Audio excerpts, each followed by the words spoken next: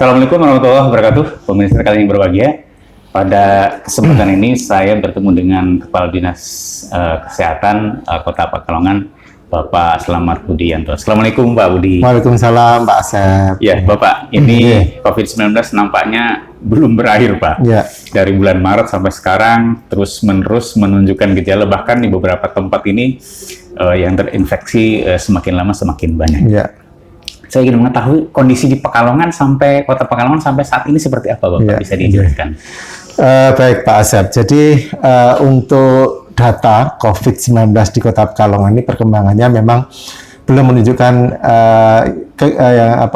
kabar gembira. Karena kita ini masih dihadapkan pada meningkatnya, masih banyaknya kasus confirm positif COVID-19 di Kota Pekalongan, di mana data terakhir per hari Minggu kemarin ya, hari Minggu tanggal 15 November itu jumlah kasus untuk confirm positifnya ini ada 430. Dari 430 itu yang dirawat ada 22, yang isolasi mandiri ada 37, kemudian yang sembuh 337, dan yang meninggal 34. Ya, jadi dari sisi jumlah ini tentunya kalau kita cermati dari minggu per minggu gitu ya, perkembangannya rata-rata di atas 30 kasus per minggu. Ya, di minggu sebelumnya kita ada penambahan sekitar 32, dan minggu kemarin itu 36 kasus. Ya, untuk angka kematian pun rata-rata 3 kita setiap minggunya. Ya. Kalau standar atau SOP untuk melakukan antisipasi dan pengobatan seperti apa, Bapak? Ya, sebenarnya karena ini adalah kasus penyakit menular ya, di antara kasus penyakit menular itu dari standar yang ada itu, kita ini sebenarnya dihadapkan pada metode yang sebelumnya juga sering kita lakukan ya, seperti yang pertama menemukan kasus, ditandai dengan kita bisanya dengan melakukan testing ya, testing atau screening gitu di masyarakat. Kemudian kalau diketahui kemudian ada tracing ya, tracing ketika tracing atau penelusuran ya, ditelusur kira-kira kasus ini tuh siapa saja yang terlibat. Ini kira-kira sumber atau kemudian dia itu menular kemana saja itu melalui tracing ya. Sehingga gambaran kalau misalnya kita tahu kasus si A menderita, dia harus beresiko menularkan ke siapa saja, itu melalui tracing bisa diketahui. Nah, orang-orang tracing pun ini juga harus diperiksa gitu, apakah dia itu terinfeksi atau tidak. Kemudian yang ketiga adalah treatment. Ketika kasus ini sudah terjadi ya, entah itu yang OTG maupun yang sakit. Kalau yang sakit ranahnya di rumah sakit, tapi kalau yang tidak sakit, gejala ringan sampai sedang, itu dia menjalankan isolasi mandiri, baik itu di rumah maupun di fasilitas yang disediakan oleh pemerintah gitu. Pak, kalau yang meninggal ini memang karena disebabkan karena terinfeksi COVID-19 atau punya penyakit bawaan kebanyakan dari yang meninggal itu, Pak? Ya, dari catatan kami di sini bahwa untuk kasus yang meninggal ini kebanyakan adalah dia di usia lebih dari 50 tahun, kemudian dia juga memiliki penyakit bawaan atau istilahnya komorbid ya. Jadi itu yang memperparah ketika dia itu terkena infeksi COVID ini, nah kondisinya semakin buruk gitu. Kalau dalam evaluasi Pak Budi, masyarakat ini sudah cukup disiplin belum Pak di dalam menerapkan protokol kesehatan? Terkait dengan kondisi perilaku masyarakat gitu ya. Jadi kita memang saat ini masih prihatin juga gitu kan.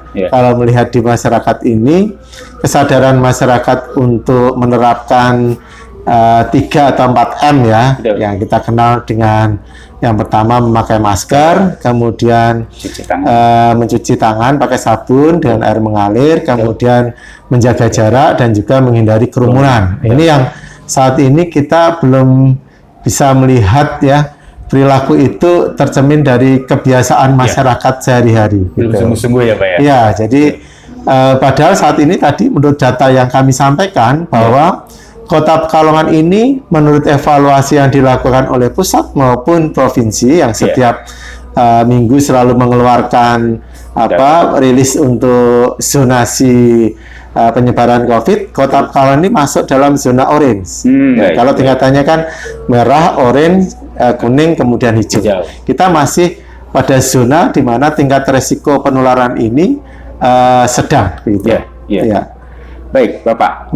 Kalau misalkan kita menerapkan protokol kesehatan secara ketat, Pak, itu tingkat terinfeksinya ini bisa langsung turun nggak, Pak?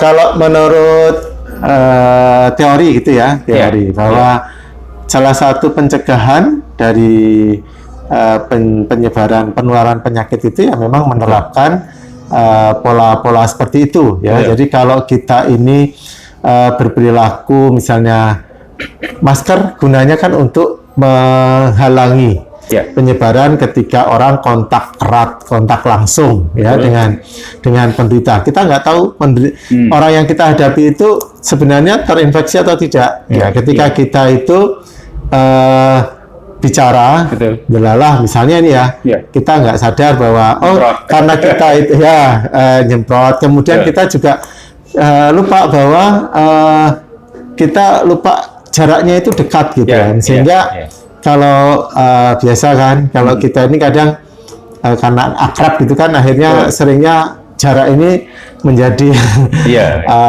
tidak masalah ketika kita berhadapan. Nah, dengan misalnya menggunakan masker tersebut paling tidak itu sangat-sangat mengurangi resiko penularan. Kemudian mencuci tangan pun ketika kita itu sering memegang sesuatu yang sifatnya publik misalnya ya, atau pernah menjadi konsumsi banyak orang, nah itu juga bisa menyebabkan, atau kita misalnya memegang mulut, hidung ataupun mata gitu.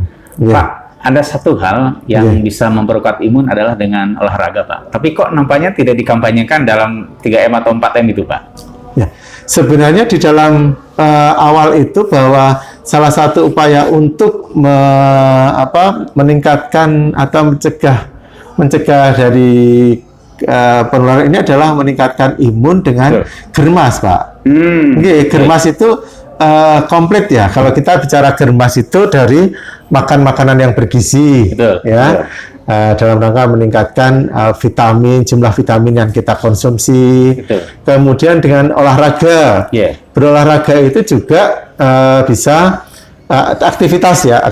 Diharapkan dengan aktivitas itu bisa meningkatkan imun kita juga. Kemudian germas yang ketiga adalah menjaga kebersihan diri dan lingkungan. Itu juga menjadi bagian dari kampanye untuk mengurangi peningkatan kasus COVID ini. Artinya itu include sebetulnya, Pak, Germas itu bisa dikampanyekan untuk kegiatan COVID ini. Baik, Bapak, saran Bapak sebagai anggota Satgas COVID dan Kepala Dinas Kesehatan kepada masyarakat untuk terus-menerus gimana ya, Pak, sarannya? Jadi tadi yang kami sampaikan ya, bahwa saat ini kita itu sudah tidak tahu lagi kita itu terinfeksi atau tidak, teman-teman kita, sekitar kita itu terinfeksi atau tidak. Sehingga saran kami untuk melindungi orang-orang yang beresiko tinggi ketika dia itu terkena COVID, seyogyanya kita ini untuk memeriksakan diri kita, apakah kita terinfeksi COVID atau tidak melalui pemeriksaan swab. Yang saat ini di mana melalui kelurahan-kelurahan kami sudah menyediakan seluruh kelurahan yang ada di Kota Pekalongan bisa kita jadikan tempat untuk pengambilan swab untuk deteksi COVID-19. Monggo. Jadi masyarakat yang ingin mengetahui statusnya, kondisinya apakah terinfeksi atau tidak, silahkan datang ke tempat pelayanan COVID-19. Kemudian juga terkait dengan COVID ini pun kami menghimbau supaya masyarakat ini untuk tetap menerapkan protokol kesehatan. Betul. Ya, protokol kesehatan. Itu tadi karena kita memang kan tidak tahu. Iya. Minimal dengan menerapkan protokol kesehatan itu kita bisa menjaga diri kita dan juga lingkungan kita supaya ketika kita itu tidak tertular ataupun tidak menularkan. Betul. Gitu. Iya. Jadi menjaga diri sendiri juga tidak menularkan kepada orang lain. Iya, ya, betul. Pak. Iya. Baik, Pak Budi. Pak Budi, terima kasih atas informasinya. Ini sangat bermanfaat buat masyarakat. Demikian pemirsa perbincangan kami dengan Pak Slamet Budianto tentang pencegahan COVID-19. Mudah-mudahan kita konsisten dalam menerapkan protokol kesehatan 3M atau 4M itu. Terima kasih. Assalamualaikum warahmatullahi wabarakatuh.